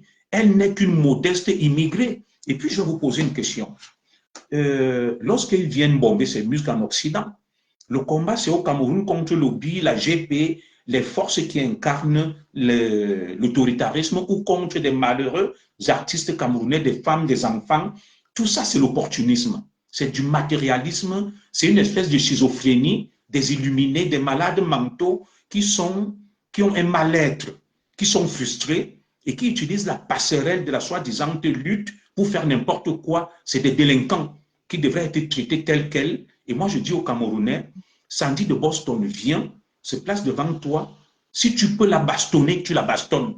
Si tu peux lui faire du mal, tu lui fais du mal. Elle avait promis une fois d'affronter Madame Zobo. Laisse-moi parler. Je lui ai dit, sa meilleure copine qu'on appelle la villageoise du Quad est ma voisine. Ils ont mon adresse qu'ils ont mis sur Facebook. Qu'elle vienne, elle va voir ce que Madame Zobo va lui faire. Et moi-même, on ne lui fera pas de cadeau. La villageoise du Quad m'écoute, elle me connaît. On se croise dans la rue. C'est la meilleure copine de Sandy. Elle vient souvent chez la villageoise du Quad. Donc, il faut arrêter ce petit bruit. Nous voulons tous le changement, mais le changement tel qu'eux le veulent là, ça n'a rien à voir avec le changement. C'est des voyous, c'est des délinquants, c'est des frustrés, des aigris. Et c'est même à cause d'eux que la lutte que nous menons est décrédibilisée et ne porte pas de fruits. Parce qu'avant 2018, nous menons une lutte raisonnable, réfléchie. Des énergumènes, des malades mentaux, des dégénérés se sont engouffrés dans la brèche et font n'importe quoi. Et les Camerounais leur ont tourné le dos. Ils ne le comprennent pas. Sandy de Boston et toute sa bande, les Valsereaux, mènent tout simplement une lutte sur fond d'aigreur, sur fond de jalousie, de frustration et même de dégénérescence mentale. C'est des gens qui devraient être internés. Ils profitent de la situation, n'est-ce pas, de flou et de chaos qui règne au Cameroun, comme des tontons macoutes, pour faire régner la terreur. Mais il faut qu'ils fassent attention, parce que l'Europe n'est pas une zone de non-droit où tu vas te lever, tu menaces des gens, tu fais n'importe quoi. Sandy de Boston, Valsero, ne sont pas à l'abri des plaintes. Tu le sais, Mich, parce que dans les tribunaux, elles se présentent, ils ont des plaintes, des convocations, des condamnations pour incitation à la haine, à la violence. La démocratie qu'ils prônent suppose que les gens sont libres de les suivre ou pas. Ils ne vont pas obliger les gens à suivre leur délit, leur schizophrénie, leur dégénérescence mentale. Je vais peut-être m'arrêter là pour les mettre en garde qu'on ne va pas reproduire le scénario de 2018 et finiront par y laisser des plumes si elles pensent qu'elles sont des commandants, des généraux, des colonels, des commissaires, qu'elles aillent ou qu'ils aillent au Cameroun affronter l'OBI, la GP et les forces spéciales camerounaises dans un corps à corps.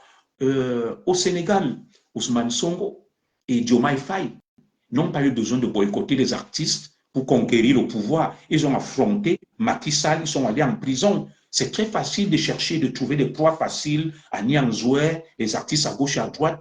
J'attends de ma sœur et compatriote Sandy de Boston, de Valsero, d'aller au front au Cameroun, affronter face à face les Brenda Biya, les Paul Biya, les Atanganji, les Ngongo, l'OBI, la GP, l'armée camerounaise, le GPIC, le GIG, je ne sais pas, le GSO et toutes ces forces spéciales. Et là, donc, je vais applaudir lorsque je verrai Sandy de Boston aller s'en prendre à Tanganji, à Ngongo et tout ce qui incarne ce système. Mais aller s'en prendre aux mamans, aux enfants, aux vieux, aux innocents, c'est la lâcheté, c'est la faiblesse, c'est l'opportunisme, c'est tout simplement une occasion pour ces illuminés de vouloir se faire voir, de se faire de l'argent, et pour certaines qui sont des nymphomanes, de chercher des hommes, de chercher des femmes, et tout simplement de parader, et qu'ils arrêtent toute cette illumination toutes ces dérives et toutes ces bêtises-là. Le Cameroun n'en a pas besoin. Monsieur le consultant, nous allons devoir vous dire au revoir. Mais avant, je ne sais pas si vous êtes informé, et ça va être ma toute dernière question. Je vais revenir sur le cas de Madame Anzouer. Il s'avère, il y a des vidéos qui me sont parvenues où, au départ, elle remerciait pourtant Valsero de lui être venu en aide. D'aucuns m'ont fait parvenir des éléments comme quoi Valsero l'aurait aidé dans l'OTAN. Est-ce que ce n'est pas au jour d'aujourd'hui une forme d'ingratitude de ressortir et de le jeter à la vindicte populaire? J'entends par là qu'elle tienne un discours au jour d'aujourd'hui où Valsero lui doit de l'argent et qu'il aurait traité d'une certaine façon. Alors, oui, comme vous allez partir. Justement, je termine sur cette note. Et excusez-moi, il y a la baronne de Suisse, effectivement, qui a aussi pris ce problème à bras le corps, qui a lancé un appel solennel pour trancher ce problème. Elle a demandé à l'artiste de lui faire parvenir le montant dont elle avait besoin pour que ce problème soit réglé. Alors, la question que je vous pose est celle de savoir, est-ce que quand même, il n'y a pas une forme d'ingratitude de la part de l'artiste de traiter Valsero comme ça aujourd'hui? Je ne sais pas, c'est une question. Est-ce que vous avez eu ces informations? C'est une question. Je vais vous répondre. Merci. Alors, et on va se séparer sur cette note parce qu'on a débordé. Merci. Merci. Je suis un commissaire de police de formation, Mich. Et chez nous, les faits sont sacrés. Je vais donc vous donner ce qu'on appelle la chronologie des faits, l'antériorité. Alors, c'est Valsero qui ouvre les hostilités lorsque Annie Anzouer va prester au palais. Il fait un indirect la traitant de mendiant. Est-ce que tu peux comprendre ça? De mendiant, autant pour moi. Valsero, à la suite du passage d'Annie Anzouer, là où nous avons tous vu des images au palais, je crois que c'était une cérémonie de la fondation de la première dame. Comment on appelle ça? Il a une fondation là, avec un cercle de femmes. Des femmes ont été... Voilà, la fondation Chantal Biassa et non là. Alors du coup, Valsero l'a traité de mendiante parce qu'elle est allée à la cérémonie. Il y a d'abord eu un manque de respect de la part de Valsero envers l'artiste. D'accord. Voilà. L'artiste lui dit que, comme tu me traites de mendiante, je suis venu là-bas pour jouer. Tu ne m'as pas payé. Tu m'as exploité. Si tu ne voulais pas mendier, il fallait me payer. Et je joue où je veux parce que je dois nourrir ma famille. Je dois vivre la vie de mon métier. Et quand tu seras président de la République, invite-moi. Je viendrai jouer aussi. Donc, voilà la chronologie des faits. Ceux qui déclarent ça sont de mauvaise foi et sont dans la manipulation. Tu ne peux pas te lever. Donc, merci de nous clarifier. parce que tu as aidé quelqu'un, cette personne doit être soumise, tu dois l'insulter et la vilipender sans qu'elle puisse se défendre. Soyons sérieux. La traiter de mendiante. Très bien. Alors, le fait d'aider Annie Anzouer, devait-elle l'obliger à adhérer dans le parti de Valsero et de Sandy de Boston? En quoi est-ce qu'elle se sent obligée d'adhérer dans son parti? Ça veut donc dire que ce n'était pas une aide. Il a recruté pour être mercenaire dans la base et dans le MRC de Maurice Kamto. Lorsque l'aide est désintéressée, on ne conditionne pas l'aide. Ça veut dire que pour Valsero, il a aidé Annie Anzouer parce qu'Annie Anzouer devait devenir activiste, opposante, pro-Kamto, pro-Basse. Est-ce que vous-même, vous trouvez que cela est logique, raisonnable et conforme à l'éthique et aux valeurs? Ne parlons pas trop, parlons peu, parlons vrai. Les gens racontent n'importe quoi. Et je vais chuter en disant ceci. Lorsqu'on regarde, Mich, vous êtes gabonaise, vous savez même qui est Annie Anzouer? Musicalement parlant. Alors, je vais vous dire, Valsero n'atteint même pas la cheville d'Annie Anzouer. Comment il prétend aider Annie Anzouer qui, sur le plan de la musique, de la notoriété, est mis à des années-lumière de Valsero?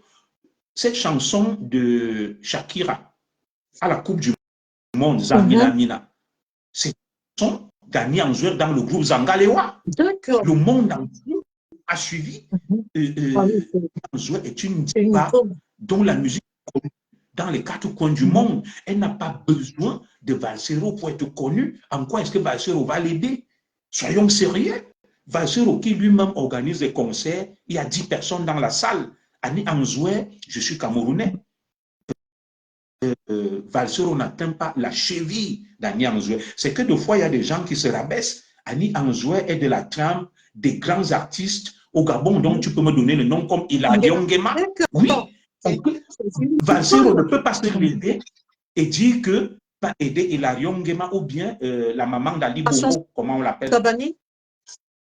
Patience Tabani. Voilà. Un artiste ne peut pas se lever et dire qu'il va aider Patience Tabani ou bien les Angélique Kidjo et autres. Voilà la classe, le niveau d'Annie Anzoué.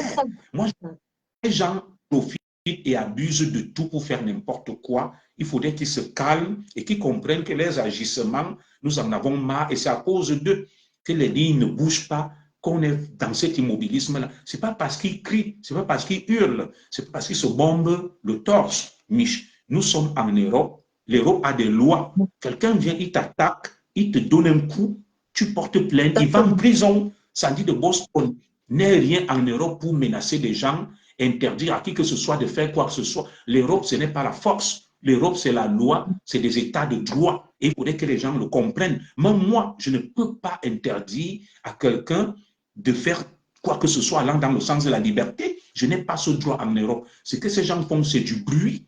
Tu portes plainte, ils vont répondre de leurs actes. C'est par là que je vais m'arrêter. Merci beaucoup d'être venu à cette émission, cher consultant. Merci d'avoir levé certains équivoques, de nous avoir apporté un certain nombre d'éclaircissements. Merci pour ce décryptage et cette analyse, effectivement, de ce premier numéro de présidentielle 2025, Expression libre. Nous allons vous retrouver au prochain numéro, juste derrière le prochain numéro. Je vais devoir vous dire au revoir. Merci encore d'être venu ce soir. Merci à tous les internautes qui ont regardé ce direct. On va juste dire au revoir à notre consultant. Au revoir, monsieur le commissaire, et à très bientôt. Merci de m'avoir invité et au revoir à toi et à tous tes téléspectateurs. À très bientôt. Au revoir. Merci.